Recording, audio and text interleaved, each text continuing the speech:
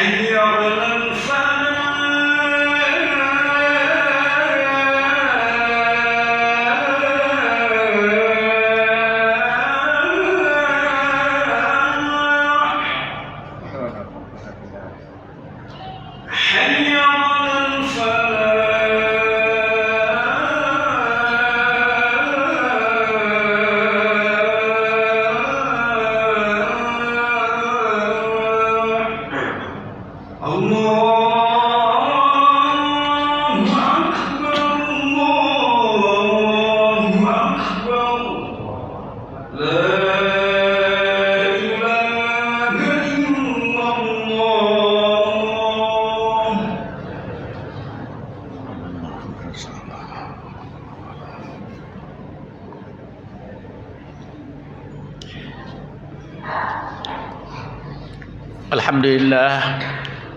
الحمد لله الذي أسرى بعبده ليلا من المسجد الحرام إلى المسجد الأقصى الذي باركنا حوله لنريه من آياتنا إنه هو السميع البصير أشهد أن لا إله إلا الله الواحد القهار وأشهد أن محمدا عبده ورسوله لا نبي بعده أما بعد فيا أيها المسلمون الحاضرون اتقوا الله حق تقاته ولا تموتن إلا وأنتم مسلمون. Ma'asyiral muslimin, sidang Jumat yang berbahagia. Pertama, saya mengajak diri saya dan kita semua untuk selalu memelihara, selalu merawat, selalu menjaga dan meningkatkan iman dan takwa kita kepada Allah Rabbul Alamin. Dan kita selalu berikrar tidak akan mati meninggalkan dunia ini kecuali mati dalam keadaan Islam.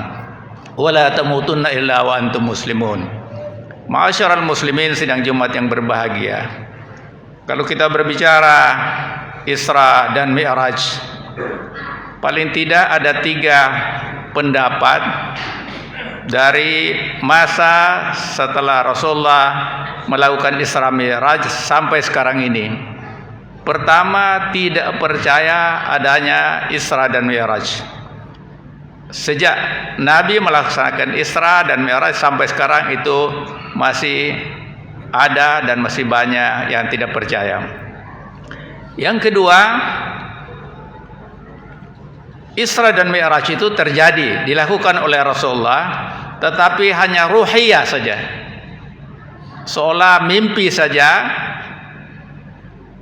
Allah memperjalankan beliau dari Masjidil Haram sampai di Masjidil Aqsa dan kemudian melakukan perjalanan Mi'raj untuk bertemu dengan Allah Rabbul Alamin.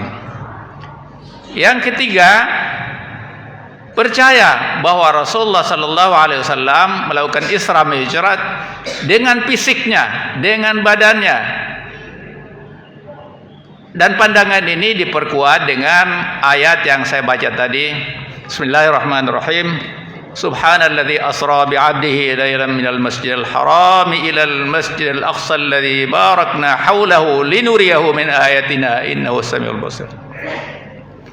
Maha suci Allah yang telah memperjalankan. Jadi Rasulullah ini tidak jalan dengan sendirinya, diperjalankan, dibawa jalan. Siapa yang datang menjemput beliau adalah malaikat Jibril. Kendaraan apa yang dibawa oleh Rasulullah sallallahu alaihi wasallam bersama Jibril? Yaitu namanya burak. Burak itu diambil dari kata barkun. Apa itu barkun?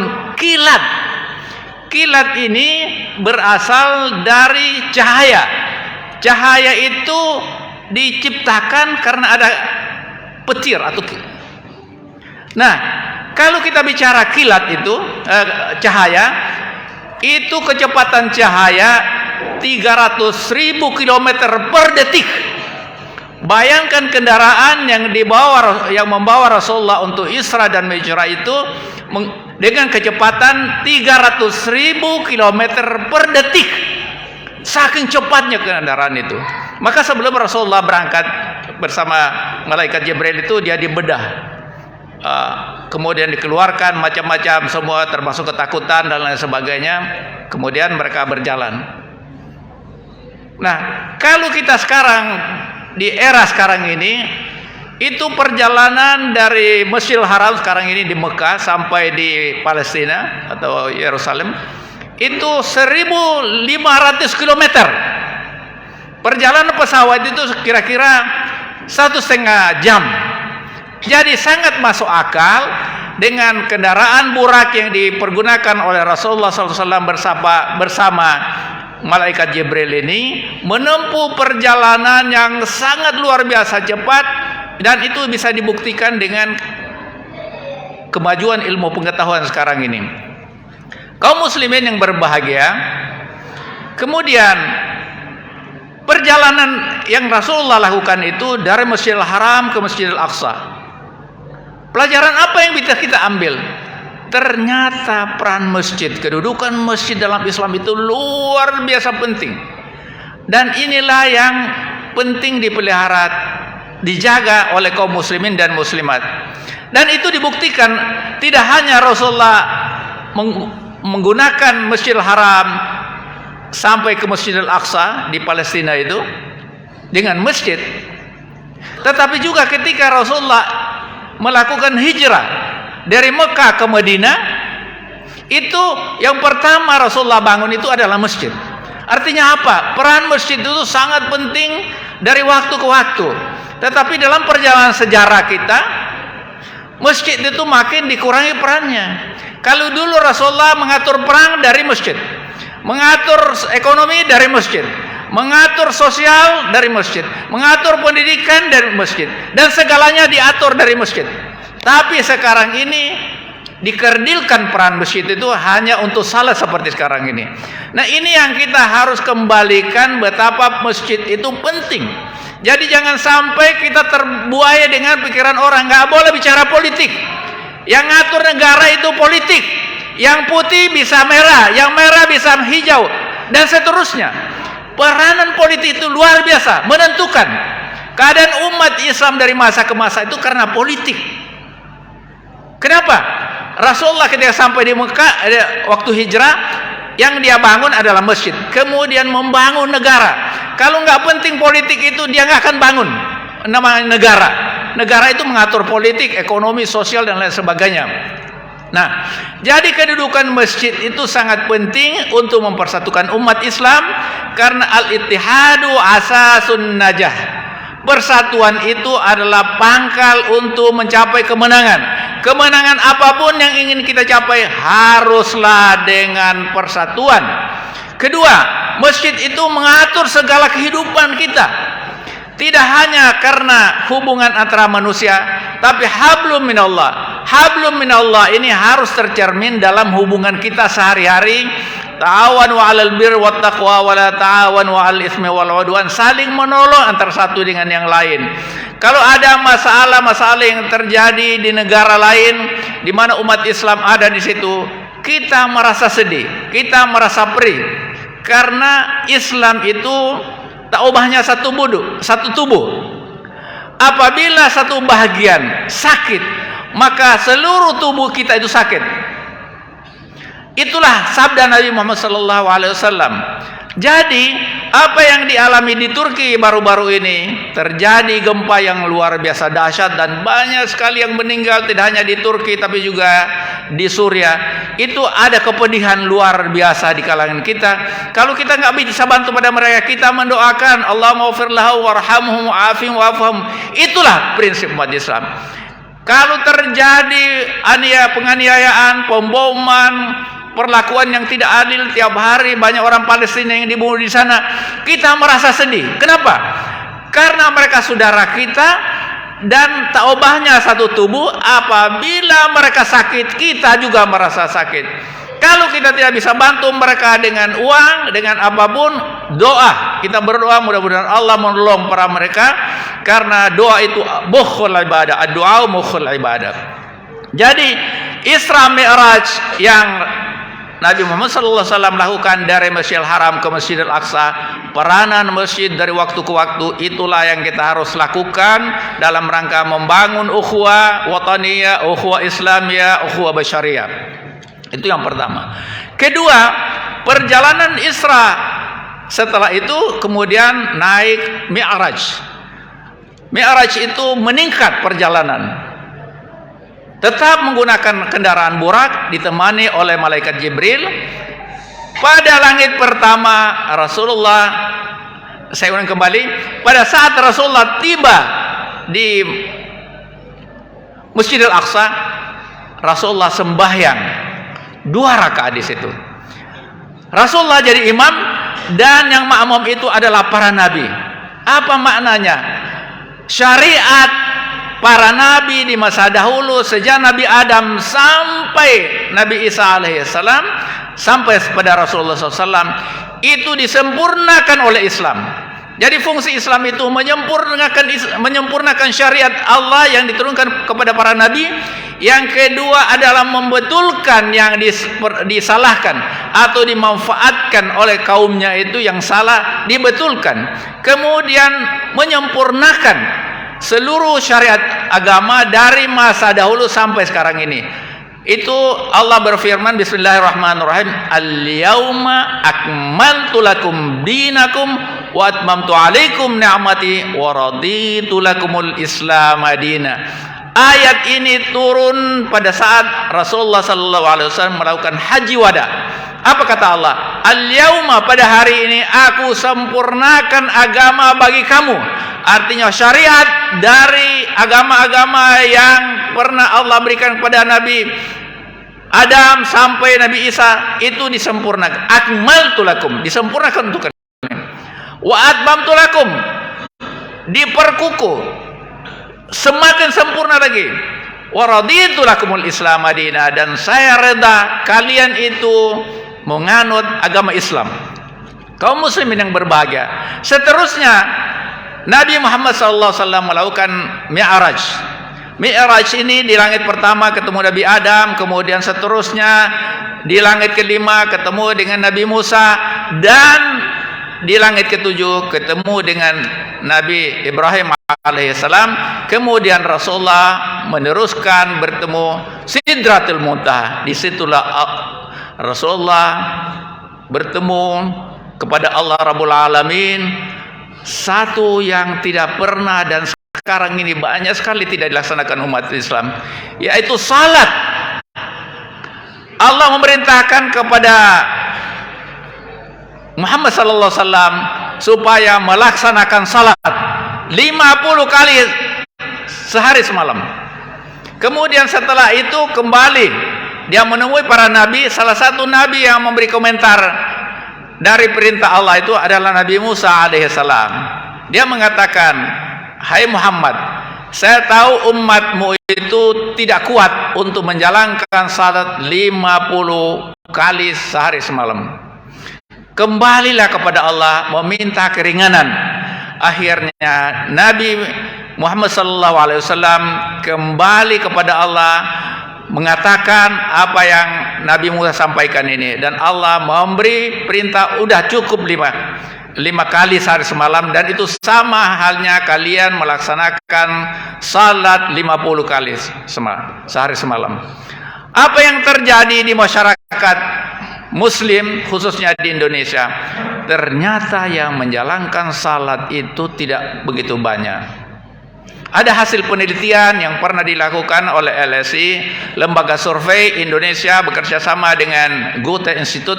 Dia mengatakan kaum muda yang sembahyang itu, yang selalu sembahyang itu hanya sekitar 25%. Saya kalau jalan kaki di GBK, saya menyaksikan yang sembahyang kalau datang waktu itu tidak banyak. Padahal ada masjid di lingkungan Gelora Bung Karno di situ. Artinya apa? Umat Islam mengabaikan perintah Allah yang sangat penting. Padahal Nabi mengatakan, awwalu ma yuhasabu 'alaihil 'abdu yaumal qiyamah as-shalah. Yang pertama dihisab amal perbuatan kita setelah kita menghadap pada Allah pada hari kiamat itu adalah salat. In wujidat tamatan, jika sempurna salat kita itu, qubilat wasairu amali, diterima seluruh amal ibadah kita. Wa in wujidat naqisatan, jika kurang, ruddat wasairu amali. Artinya apa? Peranan salat ini sangat penting. Tidak hanya dalam rangka hablum minallah, tetapi untuk menjaga diri kita agar kita tidak melakukan hal-hal yang dilarang oleh Allah, yang merugikan orang lain, yang merugikan bangsa dan negara kita. Apa buktinya yang terjadi di negeri kita ini? Korupsi merajalela, Pak. Semua lembaga melakukan korupsi, orang per orang, eksekutif iya, legislatif melakukannya, kemudian yudikatif melakukannya. Itu semua karena tidak mengaitkan salat itu dengan perilaku sehari-hari. Nabi mengatakan, inna salata kanat 'alal mu'minina kitaban mawquta. Sesungguhnya salat itu telah ditetapkan waktu-waktunya. Inna salata tanha 'anil fahsya'i wal munkar. Sesungguhnya salat itu mencegah kita untuk berbuat yang tidak baik, yang buruk. Ternyata di dalam kehidupan kita, makanya negara kita yang kaya raya gemah di Paluh Jinawi itu banyak sekali orang miskin. Kenapa? Karena salat orang Islam ini tidak baik, bahkan banyak meninggalkan salat dan tidak menghayati arti salat itu. Artinya salat, kita salat Allah melihat kehidupan kita. Setelah kita keluar, semua perbuatan kita harus sesuai dengan apa yang kita lakukan, sesuai perintah Allah, sesuai hukum yang berlaku di negara kita. Dan inilah yang tengah diberantas di Malaysia. Tiap hari Perdana Menterinya bicara rasuah itu korupsi. Dan mudah-mudahan di masa depan kita bisa menyelesaikan masalah ini. Dan untuk menyelesaikan ini kita memerlukan presiden yang kuat, yang hebat, yang kuat agamanya. Bukan untuk kepentingan siapa? Untuk kepentingan seluruh bangsa Indonesia. Kalau korupsi ini kita bisa selesaikan, selesailah bangsa ini. Kenapa? Karena kaya raya. Tidak ada satu daerah yang tidak ada sumber daya alam yang luar biasa. Di kampung halaman saya Sulawesi Tenggara itu ada nikel, ada emas, semuanya, tapi rakyatnya miskin. Inilah tantangan yang kita hadapi. Mudah-mudahan dengan mengambil hikmah Isra dan Mi'raj Nabi Muhammad SAW, yang paling penting itu adalah salat, serta menjadikan masjid sebagai sentrum untuk membina umat Islam, membina bangsa kita ini.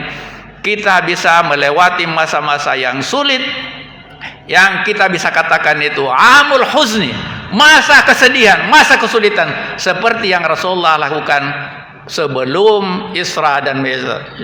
Barakallahu li wa lakum fil Qur'anil azim wa nafa'ani wa iyyakum bima fihi minal ayati wadh-dhikril hakim wa taqabbal minni wa minkum tilawatahu innahu as-sami'ul alim. Allahumma shalli wa sallim ala sayyidina wa nabiyyina Muhammadin wa ala ali sayyidina Muhammad.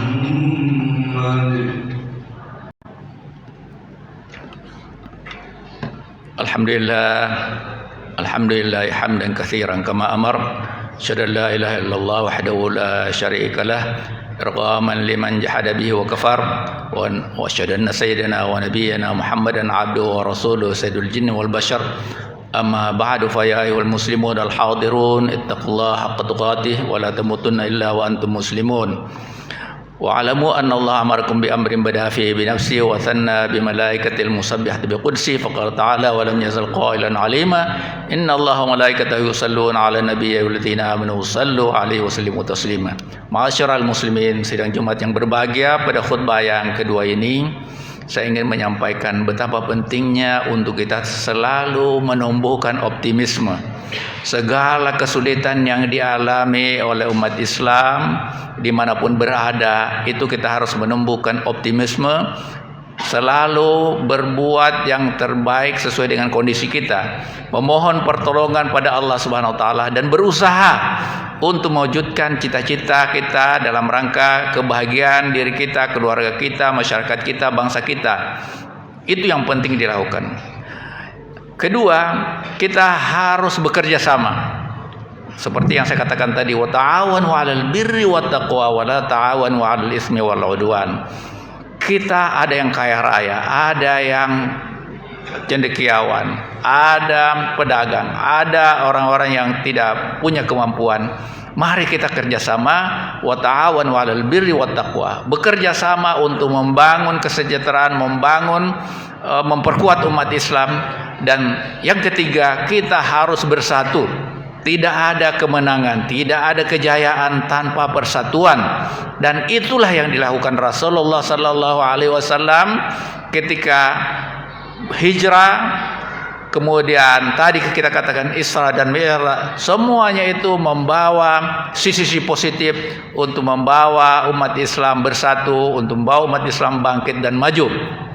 Akhirnya mari kita berdoa kepada Allah Subhanahu wa taala, mudah-mudahan kita selalu diberi kesehatan, selalu diberi semangat, selalu menumbuhkan harapan dan doa kepada Allah Subhanahu wa taala. Bismillahirrahmanirrahim. Allahumma rabbana taqabbal minna innaka antas samiul alim wa tub alaina ya maulana innaka antat tawwabur rahim wahdina wafiqna ila siratal mustaqim.